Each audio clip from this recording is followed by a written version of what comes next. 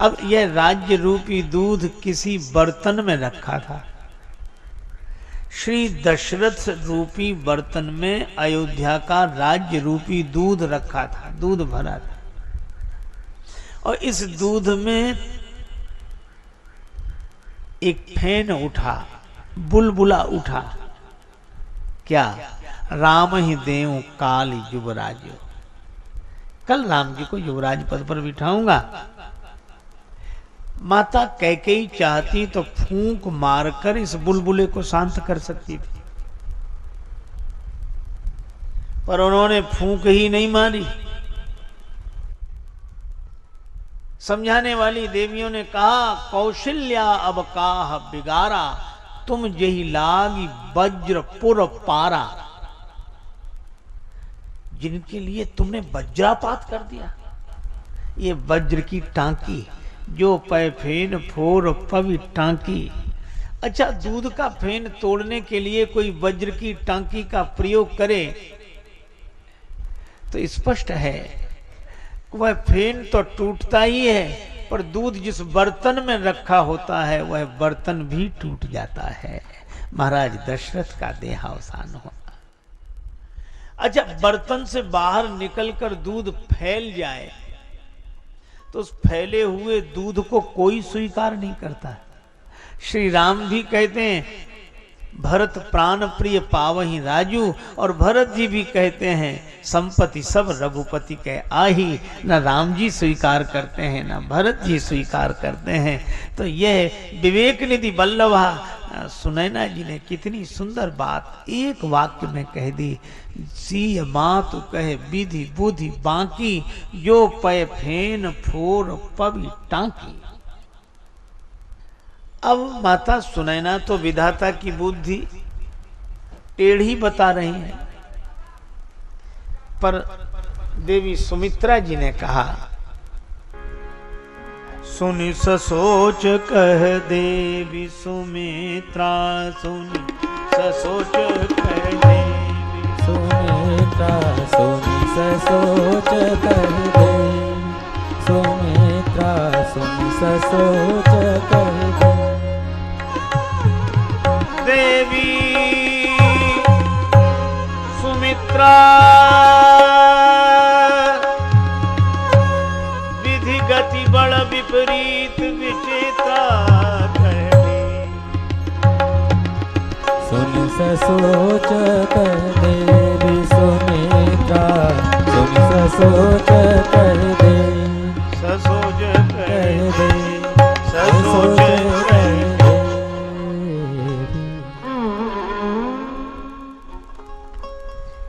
देवी सुमित्रा जी ने कहा कि विधाता की बुद्धि टेढ़ी नहीं, बच्चों की तरह है। क्यों? बालक घर से बाहर खेलने जाते हैं, बालू का ढेर पड़ा है, उसमें अपना पांव डालकर घर बना लेते हैं।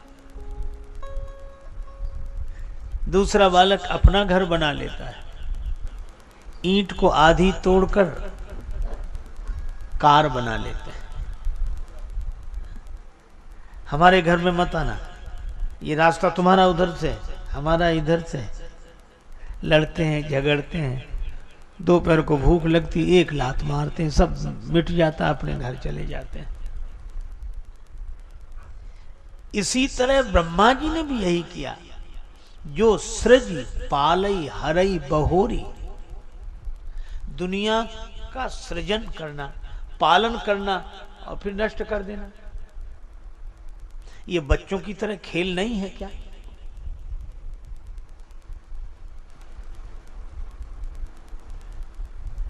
और हमें लगता है कि ये दुनिया बनाने वाले से भी बनी नहीं।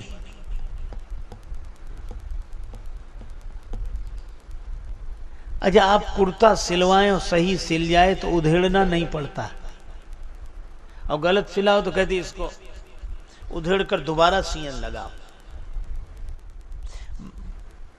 दुनिया बनाने वाला आज तक उधेड़ बुन में पड़ा है। ये दुनिया सही बन ही नहीं पाती, इसलिए फिर उसे उधेड़ करनी पड़ती है। मिटा मिटा के बनाता है कि शायद अब बन जाए, शायद अब बन जाए, अब बन जाए। अच्छा, लेकिन एक अद्भुत बात है, ये जो सुमित्रा जी ने कहा जो सृज पालई हरई बहोरी, तो ब्रह्मा जी का काम तो केवल सृष्टि का सृजन है, पालन तो भगवान विष्णु का है और संहार भगवान शंकर का। फिर श्री ब्रह्मा जी के ही माथे ये तीनों बातें क्यों मढ़ दी गई, जो सृज पालई हरई बहोरी। अरे भाई, यह सृष्टि की बात नहीं कही जा रही, अयोध्या में जो कुछ घटा उसकी बात कही जा रही। कि अगर राम जी का राज्य नहीं होने देना था तो दशरथ जी के मन में राम जी को राज्य देने की भावना का सृजन क्यों किया। अजब, फिर पालन कराया। पूरी प्रजा भी चाहती है जियो जगतपति बरस करोरी, जग मंगल भल काज विचारा। सभी चाहते हैं, तो जो सृज पालई, और फिर एक ऐसी समस्या उत्पन्न कर दी कि हरई बहोरी, उसको नष्ट भी करा दिया। ये बच्चों जैसी बुद्धि है, घर बनाना, लड़ना झगड़ना, एक स्वयं लात मार के तोड़ देना। बाल केल सम विधि मति भोरी, विधाता की बुद्धि टेढ़ी नहीं भोली है। अब सुनैना जी कहती हैं विधाता की बुद्धि टेढ़ी, सुमित्रा जी कहती हैं विधाता की बुद्धि भोली, बच्चों की तरह। पर धन्य है माता कौशल्या। माता कौशल्या बोली, कौशल्या कह दोष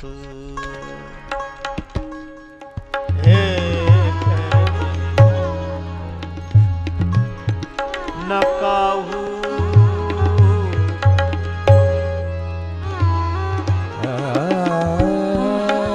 कौशल्या कह दोष दोष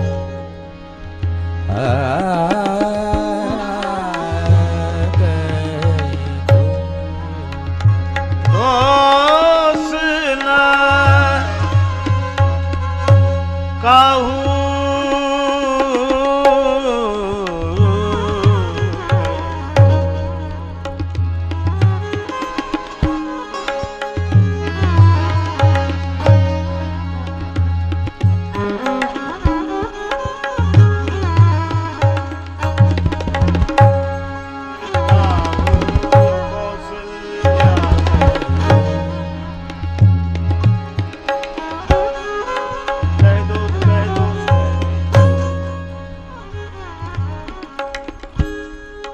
कर्म विवश दुख सुख क्षति लाहू, कौशल्या कह कौशल्या कौशल्या कह।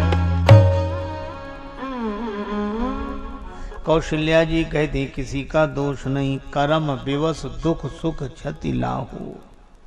ये हानि लाभ दुख सुख ये सब कर्म के अधीन है।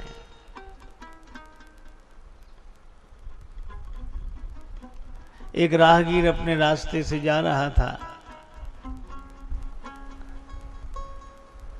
आम का बगीचा दिखाई दिया, बड़े सुंदर फल लगे थे। राहगीर ने इधर उधर देखा, बगीचे का माली तो नहीं दिखा, सोचा एकांत है, चला गया। अब फल देखा आंख ने, पर आंख वृक्ष के पास चलकर जा नहीं सकती, गए पांव फल तोड़ नहीं सकते, तोड़ा फल हाथ ने। अच्छा, हाथ को स्वाद नहीं मिल सकता, फल खट्टा कि मीठा, चखा रसना ने। और आश्चर्य, जिसने चखा उसने रखा नहीं, रखा पेट ने। जिसने देखा वो गया नहीं, जो गया उसने तोड़ा नहीं, जिसने तोड़ा उसने चखा नहीं, जिसने चखा उसने रखा नहीं। देखा आंख ने, गए पांव, फल तोड़ा हाथ ने, चखा रसना ने, रखा पेट ने। इतने में बगीचे का माली आ गया, चोरी से फल खाते हुए देखा, डंडा लेकर आया और दबे पांव आकर पीठ में 2-4 डंडे जमा दिए। पीठ में। पीठ की क्या गलती थी बिचारी, न लेने में न देने में। यह तो बड़ा विचित्र, कोई गलती करे किसी को सजा मिले। एक महात्मा बोले इस कहानी में ही तुम्हारा उत्तर है। पीठ पर डंडे की चोट लगी, दर्द हुआ तो सबसे पहले रोया कौन? आंसू कहां से निकले? आंख से। और सबसे पहले फल देखा किसने था? आंख नहीं। तो चाहे जितने चक्कर के बाद मिले, फल उसी को मिलेगा जिसका कर्म है। मैं कहता हूं आपके पास 1000 गौएं हों, 1000 गौ माताएं, और सब मिला दी जाएं, फिर आपको पहचानना मुश्किल होगा कि हमारी गौ माता कहां है। 1000 गायें अंदाज से ढूंढते फिरोगे। और मैं कहता हूं आप ऐसे सोचें कि 1000 गौओं को पहचानना हो, आप बछड़े को छोड़ दो। बछड़ा उन 1000 गौओं में अपनी मां के पास पहुंच जाएगा। तो जैसे 1000 गौओं में भी बछड़ा अपनी मां को पहचानता है, इसी तरह प्राणी का प्रारब्ध रूपी बछड़ा भोगने वाले को पहचानता है कि यह है, यह है, यह है। इसी को आदमी गैया की तरह है, गौ की तरह, और इसका प्रारब्ध बछड़े की तरह यह पहचानता है। अवश्य में वो भोक्तव्यम कृतम कर्म शुभाशुभम। इसलिए किसी का दोष नहीं है, यह सब कर्म के अधीन है। अपना प्रारब्ध जैसा जहां से वैसे परिणाम मिलते वहां से। जैसे परिणाम मिलते जहां से, जैसे मिलते जहां से। अपना प्रारब्ध जैसा जहां से वैसे परिणाम मिलते वहां से। वैसे परिणाम मिलते वहां से, वैसे परिणाम मिलते वहां से। ओ वैसे परिणाम मिलते वहां से। मीठे फल अब लगेंगे कहां से? मीठे फल अब लगेंगे कहां से? बीज कड़वे तो बो ही चुके हो। ओ बीज कड़वे तो बो ही चुके हो। राही जागो हुआ अब सवेरा, पूरी रजनी तो सो ही चुके हो। ओ पूरी रजनी तो सो ही चुके हो। पूरी रजनी तो सो ही चुके हो। यह अकाट्य है कर्म का सिद्धांत, लेकिन बड़ी कठिनाई है। कुछ लोग पूर्व जन्म मानते ही नहीं है।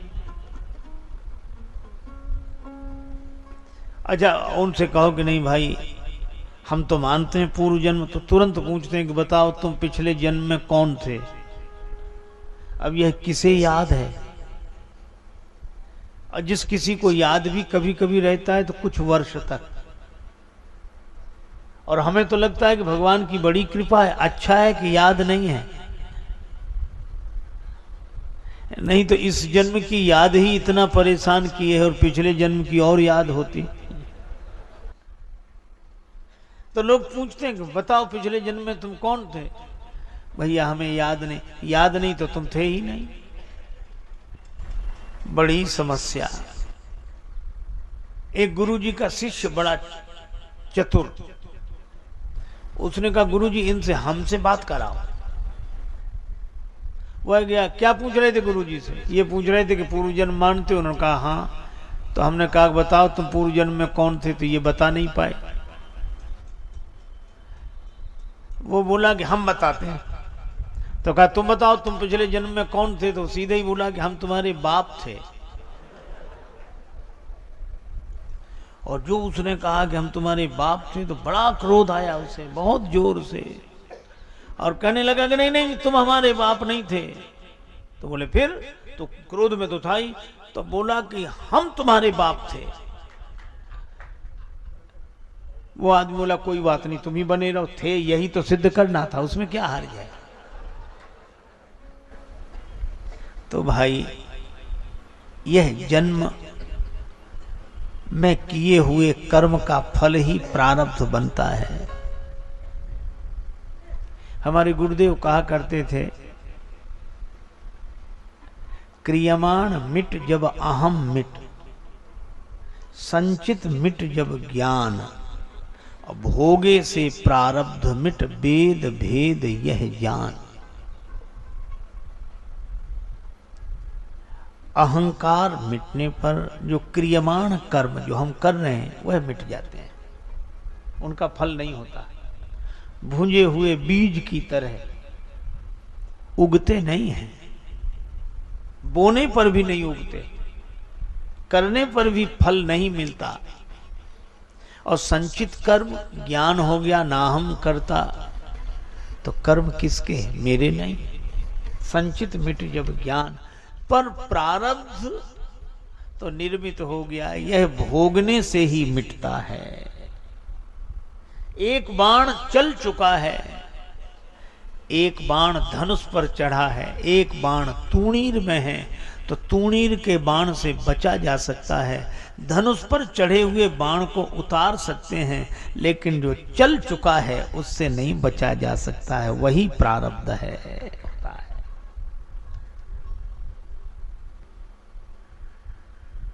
चलो इससे संतुष्टि हो जाए, पर कौशल्या माता आगे एक बात और कहती हैं,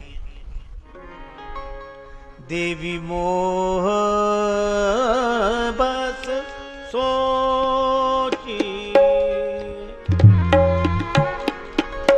बादी देवी मोह बस सोची, देवी मोह बस विधि प्रपंच अस अचल अनादि,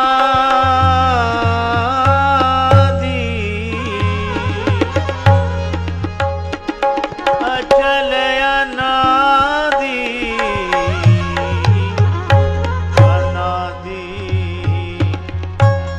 देवी मोह बस सो, मोह बस सो, मोह बस सो।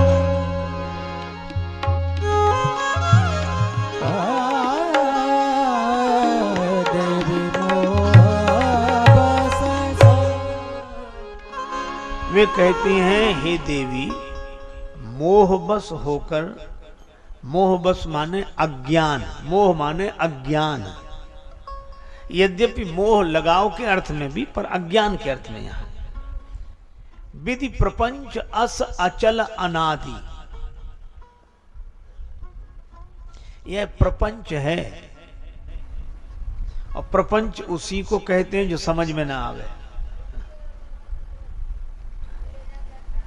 अनादिकाल से है, अचल है। अच्छा आप ऐसे सोचो कि अगर प्रत्येक प्राणी को उसके प्रारब्ध के अनुसार ही फल, जन्म, जीवन मिलता है,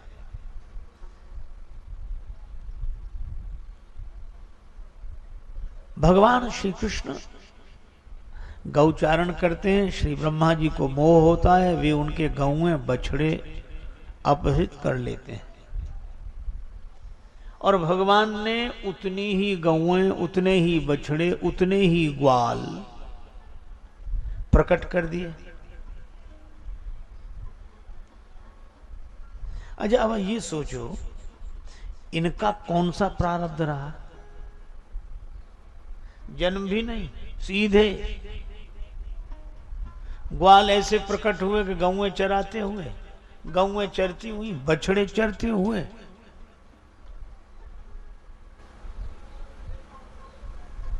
यह तो भाई बड़ी विचित्र बात है। देखो,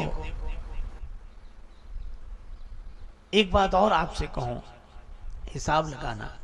चलो पिछले जन्म का ही मान लें, तो सबसे पहले जब सृष्टि हुई होगी तब तो किसी का कोई पिछला जन्म नहीं रहा होगा, तो प्राणी का जीवन चला कैसे? तो इसका उत्तर देने वाले भी हैं। वे कहते हैं कि जब सृष्टि का प्रलय हुआ तो व्यक्ति संस्कार लेकर उस अवस्था में हुआ और जागृत होने पर फिर उन्हीं संस्कारों के आधार पर यात्रा करने लगा। जैसे काम करते करते आदमी सो जाए तो जागने पर फिर काम शुरू कर देता है। तो प्रश्नकर्ता कहता है कि नहीं, हम तो ये पूछ ही नहीं रहे, सृष्टि के प्रलय की बात तो बाद में, पहले बनेगी तब तो बिगड़ेगी। जब सबसे पहले बनी होगी सृष्टि तो किसका कौन सा प्रारब्ध रहा होगा? इसका कोई उत्तर नहीं है। भगवान ने इतनी गौएं बछड़े उत्पन्न कर दिए किस प्रारब्ध से? यह भगवान का संकल्प है, अपनी इच्छा शक्ति से उत्पन्न कर दिए। प्रभु सक त्रिभुवन मारी जियाई। अच्छा, रही बात कि पिछला जन्म ही नहीं रहा होगा तो प्रारब्ध कैसे रहा होगा? क्या, अरे कौन इस प्रपंच में पड़े?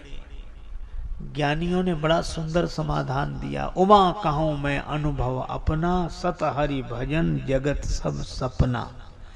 अब सपने में किसी का हाथ टूट जाए, पांव टूट जाए, पैसा मिल जाए, ये किस प्रारब्ध से मिला? जन्म हो जाए किस प्रारब्ध से हुआ? अरे कुछ नहीं हुआ, ना कुछ हुआ, ना हो रहा, ना कुछ होवन हार। ज्यों का त्यों भरपूर है अनुभव का दीदार। इसलिए विधि प्रपंच अस अचल अनादि, व्यर्थ किसी को दोष मत। और इतना कहते कहते माता कौशल्या के आंखों से आंसू बरसने लगे। किसी ने कहा कि ज्ञान की बात तो आप कर रही हैं, पर नेत्र प्रेम जल से भरे हैं। इसका अर्थ यह है कि श्री राम ऐसा बेटा बनवासी हो, श्री सीता जी जैसी पुत्र वधू बनवासनी हो, तो कष्ट तो होगा ही। कौशल्या जी ने आंचल से आंखों के आंसू पोंछते हुए कहा, मैंने आज तक श्री राम की कभी सौगंध नहीं की, आज कर रही हूं। राम शपथ में कीन न काऊ, राम शपथ में काहू, राम शपथ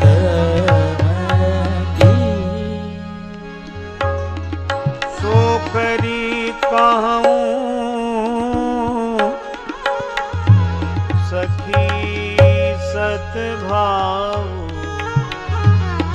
राम शपथ मैं कीन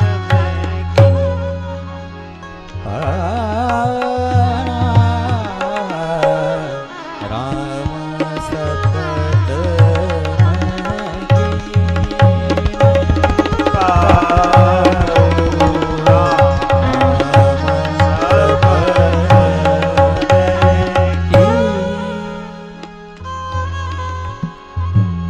राम जी की सौगंध मैंने आज तक नहीं की, पर वह सौगंध करके आज मैं सच्चे हृदय से कह रही हूं।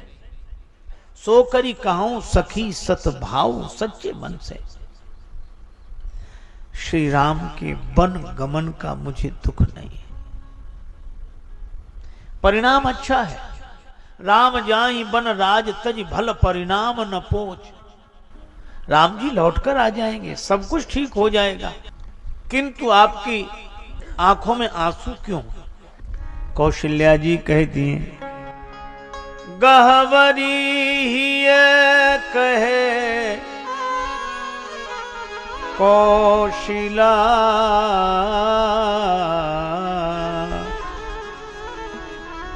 मोहि भरत कर सोच। मुझे भरत की चिंता है। मोरे सोच भरत कर भारी।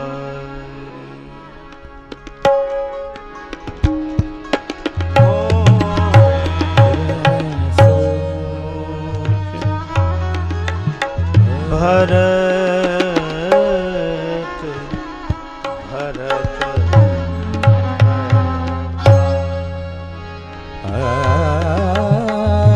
मोरे सोच भरत कर भारी।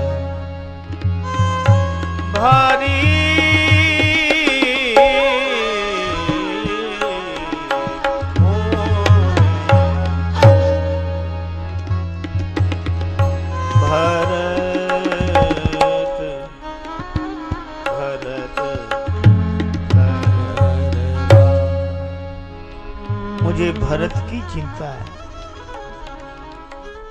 महाराज दशरथ कहते थे, देवी कौशल्या जानती हो सूर्य वंश के कुल का दीपक कौन है? मैं पूछती कौन? वे कहते जाने हूं सदा भरत कुल दीपा, बार बार मुह कहे वो महीपा। श्री भरत को अयोध्या का सूर्यास्त हो गया।